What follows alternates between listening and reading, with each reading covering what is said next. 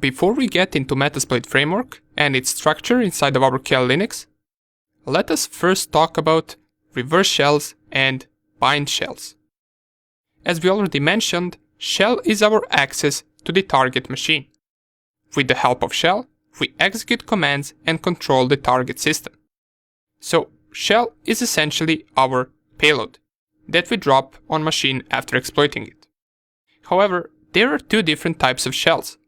We got reverse shells and bind shells. Now, reverse shells are something that you will use a lot. It works on principle of target machine trying to connect back to our Kali Linux machine. For this to work, on our Kali Linux machine, we must first listen for the incoming connection over some port. Then we exploit the target and drop a shell which will tell that target machine to connect to our port on Kali Linux that we're listening on.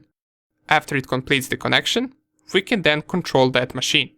On the other hand, bind shell is when the target machine opens their port for us to connect to.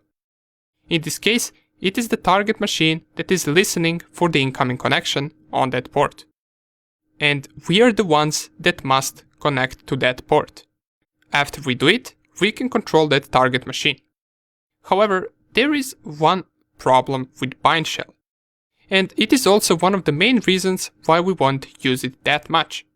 And that is because firewall can forbid target machines to open a port. Many firewalls could have a rule that says don't open any random port for security reasons.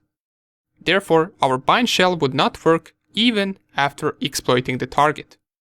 However, reverse shells will always work. Why? Well, because the target in that case is just connecting to us. It is the same process as when the target visits a website.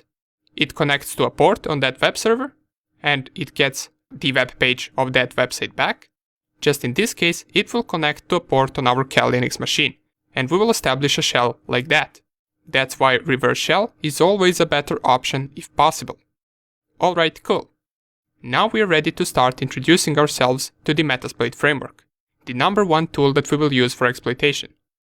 It is as important as Nmap, and we will use it a lot, so it is important we get its basics down first. It is not hard, however, it will take some practice to get used to it. Let's get straight into it.